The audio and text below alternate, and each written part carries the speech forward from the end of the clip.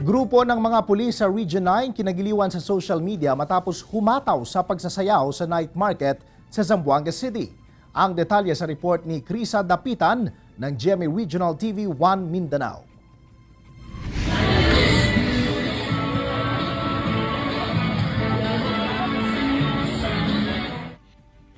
Kuhang-kuha sa nag-viral na video ang todo hataw sa pagsasayaw ng mga miyembro ng pulis ng Regional Office 9 sa night market sa Zamboanga City. Sila ang mga miyembro ng PRO9 Dance Ensemble na binubuo ng kanilang camp commander para ipamalas ang talento ng mga pulis sa pagsasayaw. Kasama sa kanilang mga isinayaw ay ang welcome dance para sa mga bisita at maging ang mga cultural at ethnic dance. Part talag po siya ng kuan ma'am, yung costume and tradition namin sa PNP. Dapat meron mga sayaw para ipakita ang cultural ng Zamboanga and lalo ng Chabacano dance ma'am. Proud naman ng mga pulis sa PRO9 na may sarili silang dance group para mas mapalapit pa sa mga tao.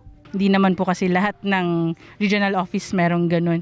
So we were given this talented mga individuals and luckily nakatulong talaga sila sa amin to promote Police Regional Office 9.